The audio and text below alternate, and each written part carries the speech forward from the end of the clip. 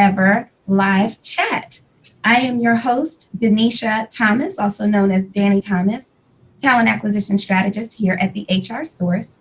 And we're so glad that you've joined us either live or watching our recording here at the HR Source's first live chat. And I'm absolutely thrilled because today we have an expert with us by the name of MiMi Jennings. MiMi is going to be sharing with us all about the wonderful, complex world of compensation. Excuse me for that little feedback there. And I just want to share a little bit with you about MiMi. She has more than 15 years of experience as a total rewards professional. And I'm telling you, this spans the gamut. Most of her experience is in design and implementation. So we're talking compensation, benefits, work-life balance, all of that really exciting compensation stuff. And we're going to ask her a couple of questions today just to pick her brain about compensation and how it can work in your organization. And let me tell you, you want to grab your pens, you want to grab your notepads, and most importantly, if this is exciting to you, you want to get ready to join MiMi Jennings live in person because she's going to be hosting our second of 2 compensation classes. So more about that at the end of the broadcast. So with no further ado, MiMi, welcome. Thank you so much for being here with us. Thank you, Danny. I'm really delighted to be here today and appreciate the opportunity from the HR Source. Absolutely. So let's jump right into it. MiMi, how did you develop a passion for compensation and what got you started in this exciting and dynamic field? You know, I have to say, even in grade school, I always was interested in solving problems, doing analysis. When I went to college and had the opportunity to have a summer internship, I really got to see the human resources field, especially given I was a business major with a human resources focus. I got to see it in action. I had the opportunity to get exposure to the different areas of human resources, including compensation and benefits and training and development, and just really enjoyed that experience. It was very eye-opening for me and gave me an opportunity to learn and grow. And actually, when I graduated college with my undergrad degree, I did have an opportunity to start in a human resources role that was more of a generalist position with an opportunity to look at where I might start to specialize. And at my first company, there was actually a retirement on the compensation team within Total Rewards, and opened up an opportunity for an assessment with my manager at the time of where my skill sets best fit, as well as the business need and my interests.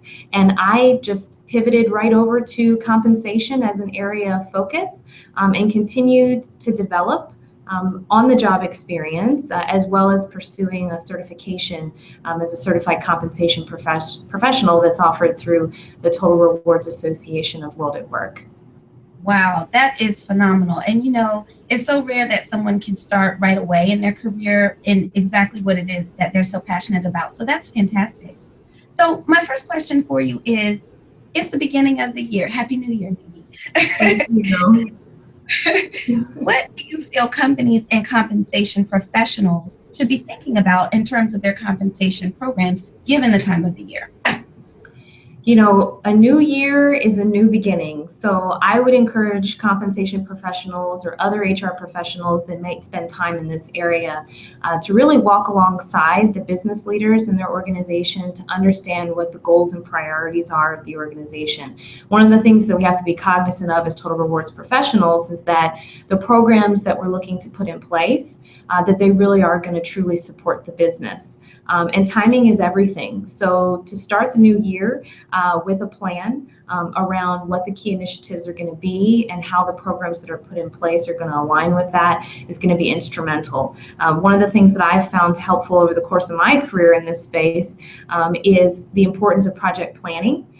And so getting an understanding of what those business goals and drivers are throughout, Q1, Q2, Q3, Q4, and looking at how a typical compensation calendar would support that. Typically in the early part of the year, companies are looking at reflection back on the prior year and what the company financials might have been, and also looking at employee performance around what the contributions were of the employees in the organization and how those contributions might be rewarded. via salary adjustments.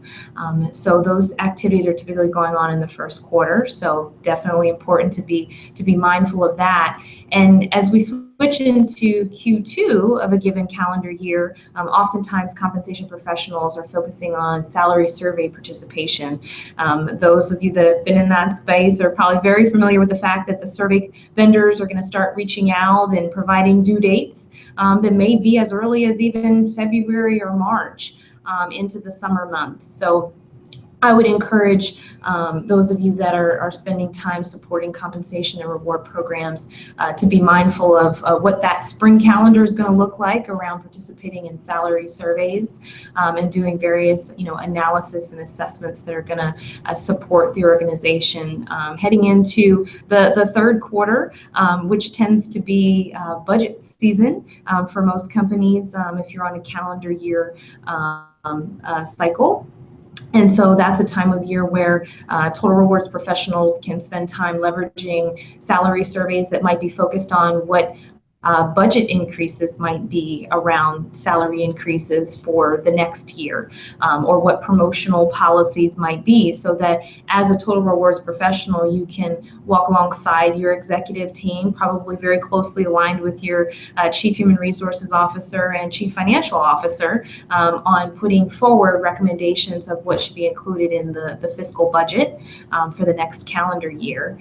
And then oftentimes when we get to the fourth quarter of the year, there's a lot of work that's going on in terms of analyzing the reward programs that might have been in place throughout the year that may be bonus or variable pay related in terms of what are incentive projections looking like for the organization, and how might the team that you're a part of help support giving the business leaders some insight into what those projections might look like, definitely in collaboration with members of the finance team. Absolutely. And one thing that you mentioned that really stands out is how to align the compensation structure along with what is in mind of the executive team, which kind of leads me into the next question is how do you ensure, or even how do you determine if an organization's comp structure is really supporting the goals of the organization? What are your thoughts about that? A couple of key themes that stand out for me from my experience in the total rewards area. One of those measures I think oftentimes presents itself in talent acquisition, and how you're actually recruiting talent to join the organization, and are the compensation programs that you're putting in place helping you to attract the talent that your organization needs to deliver on the goals of the company. And so while as compensation or total rewards professionals, we may gain a lot of insight from salary surveys, there's a lot to be said for the insight that we can gain even from the recruiting process, where prospective talent is giving you input or feedback on whether or not the offers that you're making are competitive. And so I think that is a data point that's very relevant as a measure of how well are you doing as an organization and being able to have compensation programs that are going to attract the right talent. I would say another avenue by which you may partner with other members of the HR organization, namely probably those that might be in the organizational development capacity, would be to look at employee engagement survey results, especially if you focus in on asking questions that center around total rewards in terms of how well do employees understand the compensation programs that you have in place at your organization. What's their satisfaction level with the opportunity to be recognized? Do they think that managers do a good job of recognizing employees on their team? You might often have insight, on what the expectations are or what the comfort level is with other program offerings, even in your benefits area. So I would encourage and have found it helpful to really look at employee engagement surveys as another way to measure the pulse of the organization on what their view is of the programs that you have in place and how they're serving the company and the employees. Excellent. So Mimi, we have time for about one more question. In your opinion, what are the steps that an HR professional needs to take to implement a formal compensation plan within an organization? And in what circumstances would someone need to do that? You know, my recommendation based on the road that I've traveled throughout the total rewards area and different companies, both public and private, would say that that starting point is really understanding the goals of the organization. I think we talked about it a little bit earlier, but I would take that further to say that I think it's helpful for total rewards professionals to, interview business leaders within the organization, whether that's the executive team or other key leadership within the organization, to ask them questions about what they're trying to achieve, what behaviors they want to encourage, because oftentimes compensation plans that you put in place, you want to ensure that they're going to drive the appropriate behaviors to help the company achieve the necessary results.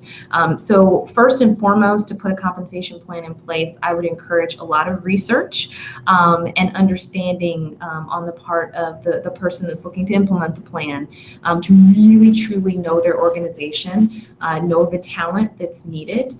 I would also suggest taking that insight and then looking at how you can leverage resources in the external marketplace that are going to fit that. There are various salary surveys out there, but it's not a one-size-fits-all for every organization. When you put a compensation plan in place, if you've done your research and you really know your business, you can be more informed in terms of looking at the salary surveys that are going to be most applicable. You can focus on, having the conversation with the leaders within the organization of what is your philosophy going to be when you go to market to create a compensation plan. Are you going to target the 50th percentile of the market? Do you have an ability to go beyond that and target the 75th? Because it's one thing to source salary surveys, but then how are you going to use them? And how you're going to use them needs to align with what your philosophy is. So that's definitely a key step in the process to establishing, a compensation plan.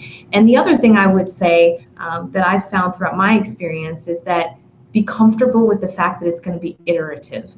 What you might initially think based on that data gathering and the discussions with the business leaders, going out and sourcing market data and putting recommendations in place, very well may need to have several different iterations of what may or may not work for your company. So being comfortable with the fact that assessment is going to be an ongoing process. The market is always changing. Salary survey data changes. So many things are going on around us in the economic environment. So it's important to understand that when you put a compensation plan in place, that it's something that you're going to be needing to look at on a consistent basis. And I would also say that one of the fundamental things that I've learned around putting compensation plans in place is to make sure that you also understand the voice of the employees that you're serving, in terms of knowing when you put that comp plan in place, what's the baseline understanding of the organization in terms of what compensation is, how decisions are made, and making sure that the plan that you put in place aligns with the educational opportunities that may be needed in terms of closing any gaps of understanding on the part of employees.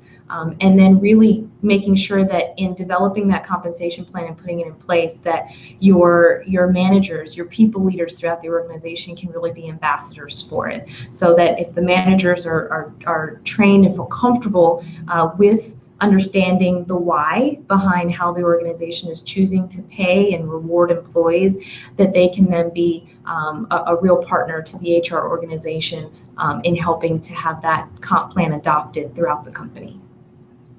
Wow, that's excellent. And Mimi, just the little bit that you've shared with us, it's so impactful, and it's almost like the tip of the iceberg. In fact, we have other questions that have come in, namely, what elements of compensation should an organization include? And unfortunately, we're out of time, but can you tell our listeners where they could go to get more of this information? I understand that you're going to be making an appearance on Tuesday, the 24th, for, again, the second part of a series, Creating a Competitive Salary Structure. And can you share a little bit about what listeners can expect when they register for this class? Sure, yes. I'm very excited to have the opportunity to teach the second part of a two-part series on compensation. And in this course next Tuesday, we're going to be covering creating a competitive salary structure. So we're going to talk about an organization's pay philosophy. We're going to talk about analyzing market data, using that market data to help inform and make decisions and recommendations to an organization, and we're even going to have an opportunity to go through a case study where there's hands-on experience that participants in the course are going to have the opportunity to take part in. That is excellent. Well, let me tell you, listeners, this is going to be a dynamic, a very hands-on and interactive course. MiMi Jennings has been teaching on our behalf for some time now, and she's an extraordinary instructor when it comes to compensation. You'll come away with HRCI or SHRM credits. You will come away with more knowledge about compensation. So if this is something that you would like to go ahead and register for, you can do that at www.thehrsource.com. Click on events and go ahead and get registered today. Classes do fill up pretty quickly. So as soon as you're getting this information, you want to immediately open up a tab on your computer and get registered immediately. So listen, MiMi, I can't thank you enough for just spending your time with us. If people want to ask questions, can they email us and then we forward those questions along to you? Absolutely. I'd be happy to network and answer questions, brainstorm together with anyone who might be interested. Fantastic. So you heard it there, listeners. You can email us at Dani@thehrsource.com. That's DANI at thehrsource.com with any follow-up questions that you have for MiMi Jennings. And again, thank you all so much for listening. We plan to have more live chats such as this in the future. So make sure you link in with us, that you like us on Facebook, and that you connect with us on Twitter. Thanks everybody for watching. Have a great day.